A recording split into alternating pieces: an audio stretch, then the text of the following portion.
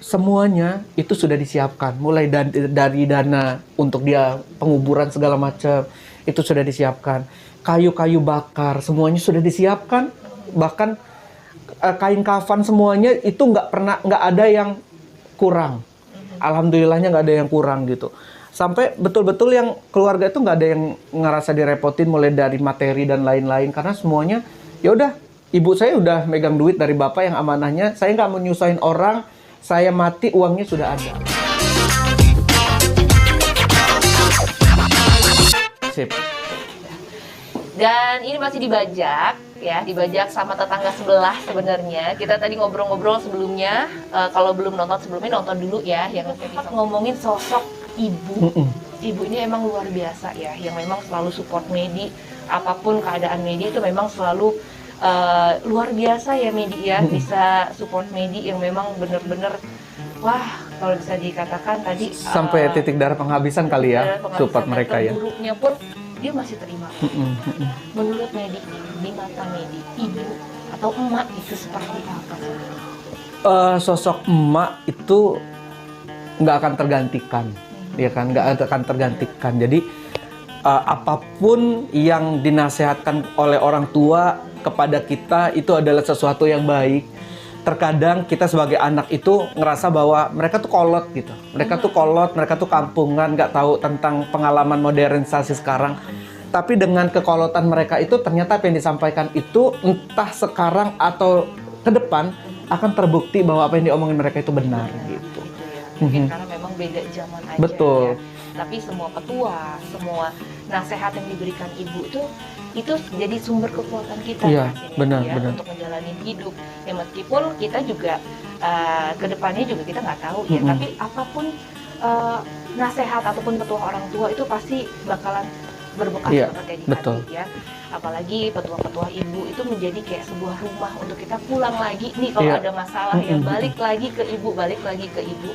Nah kalau kita tadi ngomongin soal ibu yang memang udah punya peran luar biasa dan sebelumnya juga turut berbelasungkawa Medi sebelumnya atas ayahanda juga sudah telah berpulang ya beberapa waktu yang lalu dan ini juga tentunya jadi pukulan yang berat juga untuk Medi ya.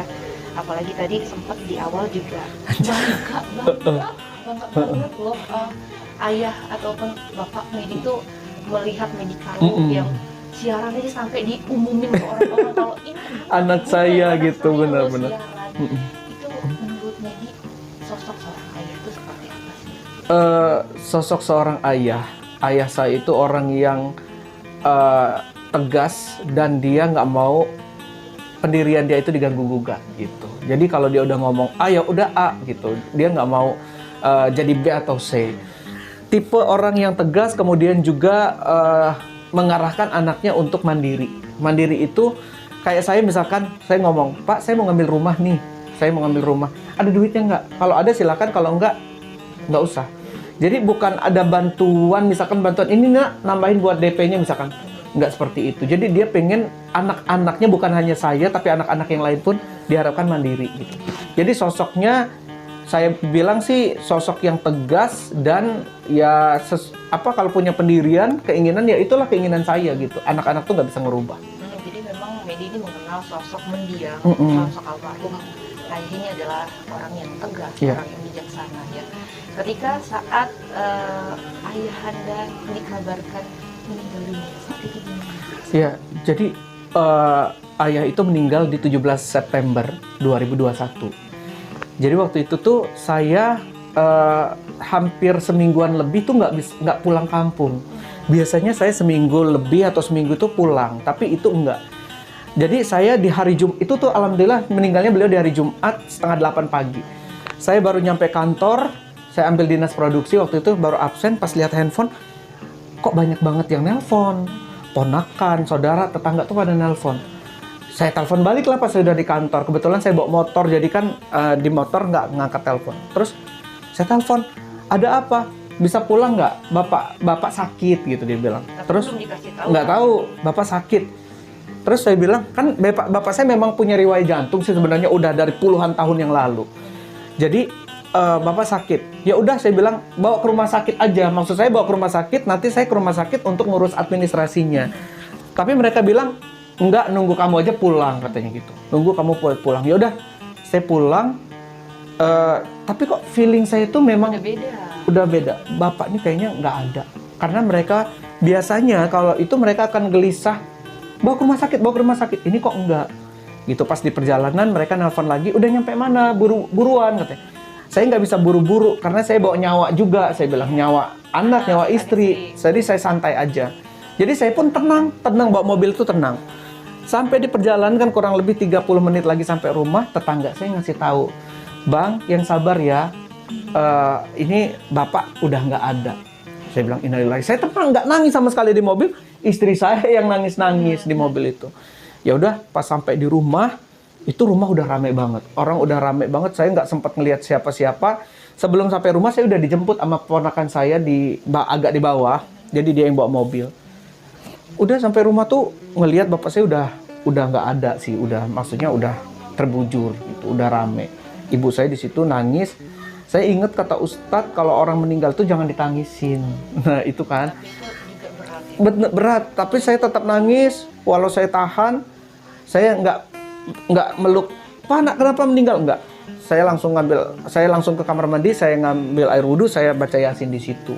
Itu walau sebenarnya saya tuh mau nangis kuat-kuat, tapi karena omongan Ustadz, orang-orang di sekitar saya, jangan nangis, air matanya jangan jatuh di jenazah, iya, gitu. Pastinya kita sebagai manusia biasa tentunya sulit ya, ya susah banget ketika melihat apalagi itu orang tua yang memang benar-benar dekat sama kita ya. Ketika melihat mereka terbaring, itu pasti kita nggak kuasa sebenarnya untuk menahan air mata supaya tidak jatuh. Bukan berarti kita lemah, karena kita wajar lah seorang anak ya, untuk kesedihan. Dan itu juga kita merupakan kehilangan sosok yang selama ini yang mengayomi kita, seperti tadi Medi yang menceritakan.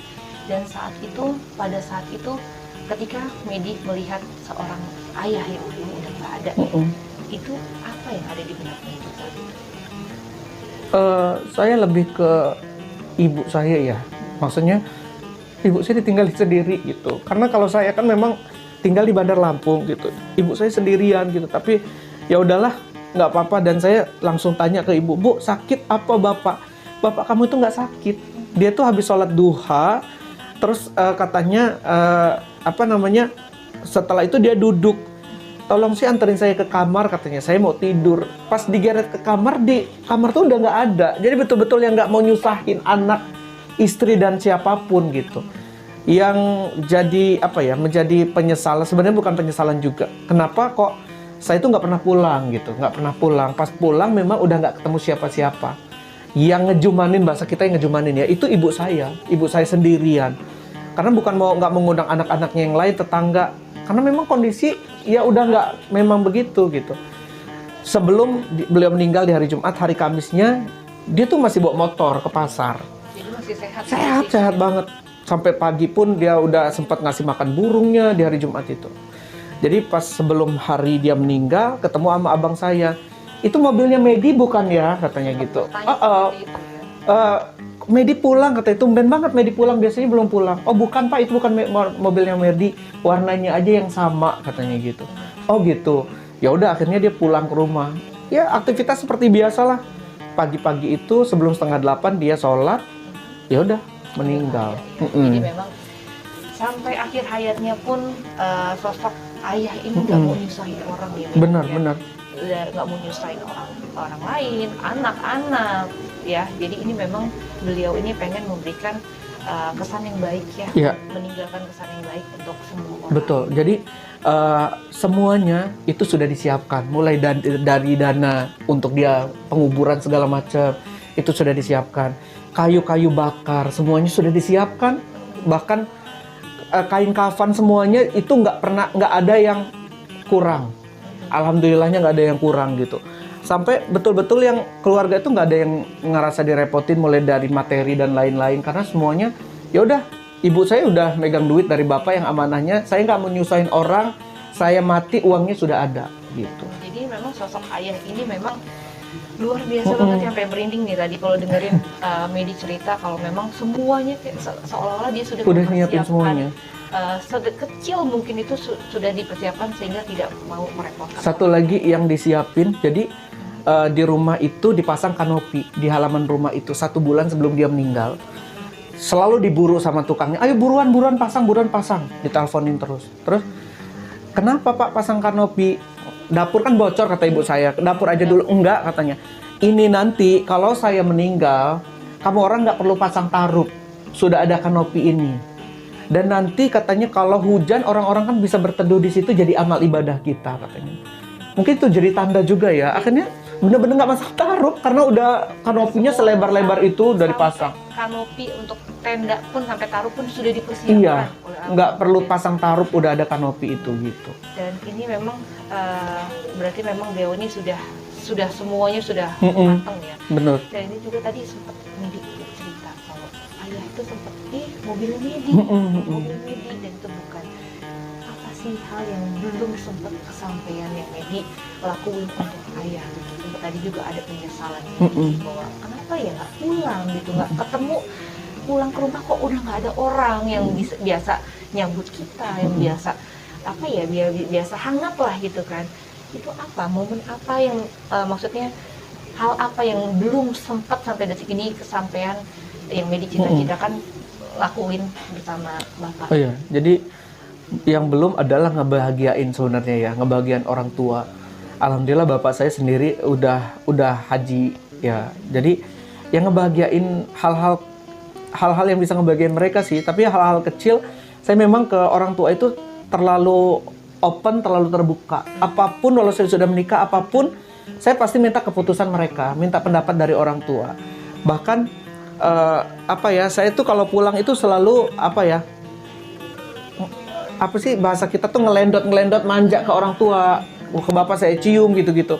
Itu sudah menjadi hal yang biasa kalau saya pulang gitu. Jadi yang belum kecapai sih nggak ada, cuman pengen ya ngebahagiain mereka yang memang belum bisa gitu. Ya kalau mungkin kalau lebaran kita beliin mereka baju itu hal yang wajar, yang memang itu kewajiban kita sebagai anak ke orang tua sih gitu. Jadi memang Medi ini merasa belum bisa Ngebahagiain mereka. Ya, tapi di satu sisi juga tadi bapaknya sebenarnya udah bangga Mm-mm. punya Medi. Bener, insya Allah sih. Udah bangga banget punya Medi yang memang dia memperkenalkan ke orang-orang kalau anaknya itu sekarang udah sukses nih Iya. gitu ya.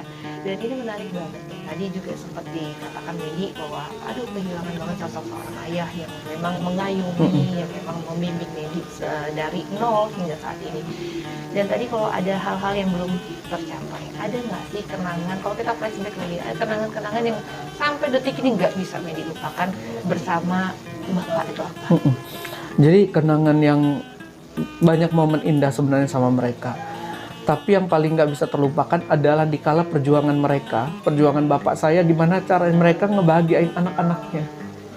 Itu perjuangan yang luar biasa kalau menurut saya. Jadi dulu rumah orang tua itu saya geribik, bahkan di belakangnya itu bolong-bolong gitu. Dia rela membuka kebun, nanam cabai segala macam itu untuk bisa bagaimana anaknya, keluarganya itu bangkit dari kesusahan itu, dari kemiskinan itu. Dan akhirnya mungkin Allah kasih rezeki ke mereka. Waktu itu cabai cukup mahal dan akhirnya bisa ngebuat rumah bata merah. Akhirnya sekarang bisa menjadi rumah yang menurut saya rumah yang luar biasa gitu. Rumah besar yang ini persiapan memang diberikan oleh orang tua kepada anak-anaknya gitu. Dan satu lagi bapak saya itu termasuk orang yang sangat perhatian kepada anak-anaknya. Jadi saya punya 5 saudara. Yang pertama, jadi bapak saya itu menikah pertama dengan ibu saya yang pertama itu punya anak 4. Perempuan laki-laki. Kemudian ibu saya dari itu meninggal tuh. Menikah dengan ibu saya yang janda, punya anak 1 cowok. Sekarang ikut ibu. Kemudian dari pernikahan mereka berdua itu cuman ada saya. Dia itu orang yang bisa banget bagaimana mendekatkan kakak-kakak saya ke saya gitu. Dan saya pun memang diajarkan untuk sayangi kakak-kakak kamu segala macam. Itu dia mengajarkan banget ke saya gitu. Jadi banyak momen yang indah, hal-hal kecil, momen-momennya dia pulang dari ngamin aja, orang makan kue di tempat ngamin, kuenya dibawa pulang untuk anak. itulah luar biasa ya. Dia senang banget gitu bawa nasi kue kotak padahal isinya cuma 4 kue yang harganya 4.000 istilahnya. Tapi kan Tapi luar biasa itu iya nunjukin banget iya, gitu. iya. Jadi memang kenangan-kenangan yang memang perjuangan seorang ayah yang begitu keras yang untuk keluarga itu yang nggak bisa sampai detik Betul. ini Medi lupakan. Mm-mm. Tadi saat ini juga Medi udah jadi ayah, Iya, udah jadi ayah betul. mau 3 ya, Mm-mm. mau 3 orang anak. Itu apa nih yang Medi rasakan ketika menjadi seorang ayah Mm-mm. dengan melihat sosok almarhum yang luar Iya. biasa? Jadi kembali ke ceritanya memang yang kita rasain, oh ini tuh kita ngerasain ternyata menjadi seorang ayah seperti itu. Gitu bahkan pernah di kantor udah dapat nasi kotak. Dari kotak pulang. Saya bawa pulang gara-gara apa? Ingat anak gitu. Ingat anak itu luar biasa dan bukan hanya saya aja, mungkin teman-teman yang lain pun ada hal-hal yang kadang-kadang ingat anak nih. Nggak tegel kalau makan sendiri gitu nggak ya kan. ketelan, ya. Iya, nggak ketelan Iya. makan sendiri. Jadi ternyata begitulah orang tua kita di zaman dulu gitu. Merasakan gimana sih perjuangan seorang ayah itu untuk menghidupi Iya, bener. untuk anak-anaknya, untuk istrinya, ya memang luar biasa. Apalagi Medi dari pagi sampai pagi lagi Medi. Aku pun kayak lagu Armada ya. Jadi, aduh luar biasa banget nih kalau cerita Medi tadi tuh sampai apa ya, sampai aduh nggak bisa berkata-kata ya Medi ya, perjuangan seorang ayah buat Medi itu luar memang biasa. banget ya, yang menjadikan Medi sampai saat Sampai sekian kuat. Medi ada nggak sih kata-kata ataupun pesan yang memang sampai detik ini yang paling Medi ingat dari ayahnya? Dia cuma berpesan apa ya? Jangan seperti saya. Kalau bisa kamu nikah 1 kali aja. Ya kan? 1 kali aja nikah. Terus katanya nggak boleh sombong. Jadi orang tuh nggak boleh sombong dan tetap jangan tinggalkan sholat. Gitu, jangan tinggalkan sholat karena bapak saya alhamdulillah dari zaman dia tinggal di kampung saya itu dia menjadi tokoh agama, tokoh orang dituakan dan lain-lain gitu. Jadi dia selalu seperti itu gitu. Kadang saya juga ke ibu saya itu kita habis maghrib biasanya kalau saya lagi pulang itu ngumpul sambil di depan TV. Saya tuh gelendang-gelendang ke ibu, saya tuh meluk-meluk ibu, nyium-nyium ibu gitu. Istri saya udah paham, istri saya dia nggak ada ini, udah biasa aja. Terus kata bapak saya, ya Allah katanya kamu ini di radio mah kayak orang pintar benar siarannya katanya. Kalau di rumah kayak gini kata kayak anak kecil kata. Kalau di radio kayak orang nggak pernah salah hidupnya kata bapak gue itu. Ya udah mau kayak mana emang udah kayak gitu. Dan saya melakukan itu semasa mereka masih hidup. Kalau mereka udah nggak ada juga nggak bakal bisa ngelakuin itu sih. Karena Gitu. momen yang nggak bisa kita lewatkan. Ketika orang tua nggak ada itu ya memang udah nggak bisa. Ada yang kurang sih Ada yang sebenarnya. kurang. Ada satu ruang yang dimana berasa hampa, berasa kosong ya Medi Bener. seperti itu. Aduh luar biasa banget. Sebenarnya pengen banget ya ngobrol-ngobrol banyak banget sama Medi. Banyak banget pelajaran yang bisa kita ambil ya dari obrolan kita di sore hari ini ya, bahwa gimana pun orang tua itu selalu berjuang untuk anaknya. Jangan pernah kita melawan orang tua apapun yang mereka katakan. Kalau memang itu nggak cocok dengan kita bisa sampaikan secara baik-baik. Jangan kejadian seperti sekarang anak membunuh orang tua gara-gara warisan, gara-gara nggak dibeliin motor, itu keterlaluan banget. Kita nggak mikir bahwa berapa yang sudah mereka keluarkan untuk kita sejak kita lahir sampai sekarang. Kita ngomong, bapak ini nggak pernah mau ngasih saya motor loh. Dia nggak mikir bahwa dulu dikasih apa gitu. Dan satu harapan saya khususnya ke kakak-kakak saya, tetap menjadi kakak-kakak yang baik untuk saya gitu. Jaga terus kekeluargaan, jangan karena bapak nggak ada terus kita cerai atau renggang berpisah. Saya berusaha untuk menyayangi kakak-kakak saya yang luar biasa. Saya juga makasih banget kepada kakak-kakak saya, abang saya, teteh saya, ponakan-ponakan saya yang betul-betul care banget ke saya, dan dari kecil mereka luar biasa ke saya itu seperti apa gitu. Jadi saya berharap ke abang-abang saya dan teteh-teteh saya tetap menjadi teteh-teteh dan abang-abang yang baik. Walau sekarang saya sudah menikah, sudah punya anak, tapi tetap saya adalah anak kecil. Anak kecil yang masih butuh kalian untuk menjadi penasehat untuk saya, untuk menjadi tempat dikala saya sukses untuk bisa berkeluh kesah dengan kalian gitu. Jadi itu memang ketika orang tua udah nggak ada, yang paling menguatkan kita adalah saudara. Saudara-saudara, Ya, betul. mau gimana pun kita tetap aja itu sih yang paling menjadi pengobat rindu pada orang tua ya. Betul. Ya, di saat orang tua nggak ada ya, mereka itulah apa ya, bisa dikatakan support system yang paling kuat yang kita miliki ya. Iya.